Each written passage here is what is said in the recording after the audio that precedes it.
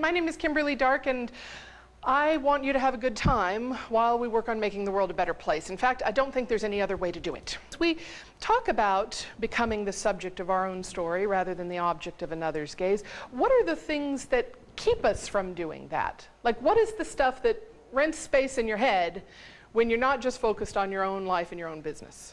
Commercials. And what are commercials telling you? You're fat, you're old, you're ugly, and you're insecure. Wow. You're fat, you're old, you're ugly, look, I'm more depressed already. Yeah, you're fat, you're old, you're ugly, you're insecure. That's enough right there to, yes, and you need this thing in order to make you better. When you see a woman with a really big ass, she has that ass for one of two reasons. Either she comes from big ass people genetically, or she's had a tough life, as many of us have, and she's chosen an addiction that doesn't fuck up her ability to think. Yeah. Either she has a big ass because she's supposed to, or because she's made the best choices she can under the circumstances she was given. Oh, come on. You all know those choices. But hey, there is no one alive who has a big ass because she is stupid, or lazy, or inattentive. Oh my God, when did that get there? I just didn't notice. And having a big ass does not keep her from being capable, or sexual, or lovable, or damaged by people who want to attach female worth to their ability to remain as small as children. It's not just appearance that we stress out about, is it? It's wanting other people to like us. She's just so sweet, that's all. I see. So is this what's important to being liked? Wait. Let's apply the great gender bullshit test here, shall we? Would anyone ever say of a reasonably polite, well-mannered man, gosh, he's sure not putting forth much effort to be liked? Or maybe, I like John so much better than I like Doug. Doug just isn't sweet enough. Smells like bullshit to me. Men are now being targeted in much the same way women always have been targeted to improve their appearance or sculpt their bodies or wear the right clothes or act suave enough. You know, it might not be nice, it might be suave, right? So it might look different, but it causes the same kind of anxieties about being liked, about being accepted, that we have long associated with women. If women are not in control of their visibility, they are to blame if something goes wrong publicly. Do you know what I'm saying here? Like, we want to look beautiful and flashy and attractive at the right moment, but you don't want to look too much so, because if you draw the wrong kind of attention, that would then be your fault. So this is complicated, the way men and women use public space, and it affects the kind of interactions we have. It affects the kind of fears we have, the kind of desires we have about public interactions. Think about what sovereignty actually means. It means that I have responsibility for myself. And if we think about sovereign nations, well, the better ones at least, still interact with the rest of the world, right?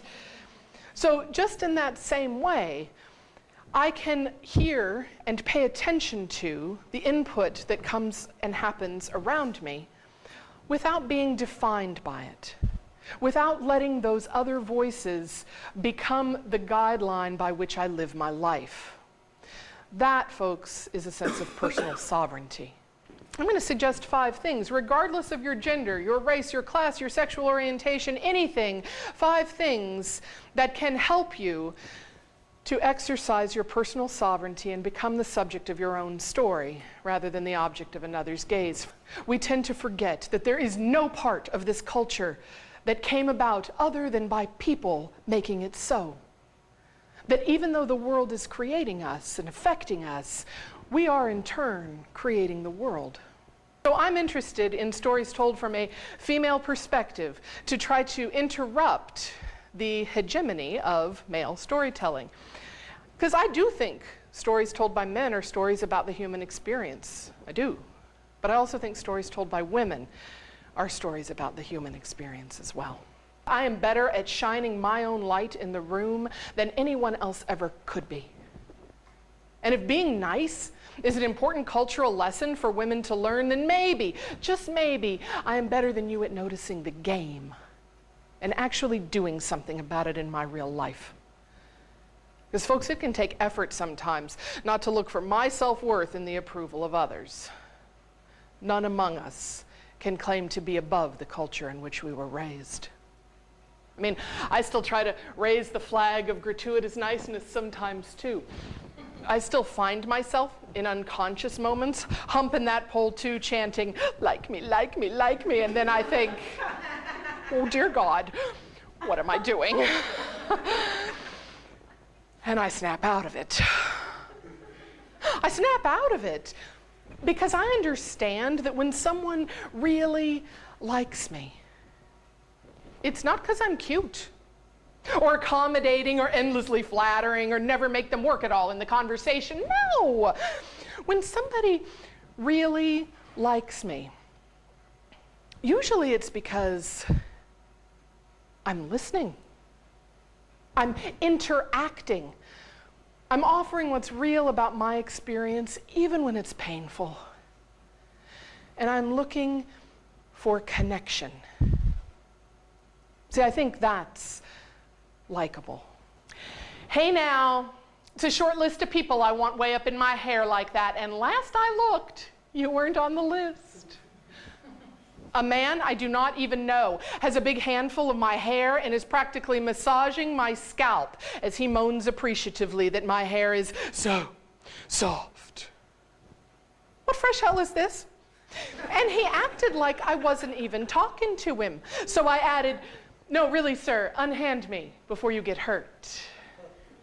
And as he pulled his hands out of my hair, he made that face that mocks my outrage. That I'm not doing anything kind of face that we all learned at age 3, but most of us outgrew by age 8.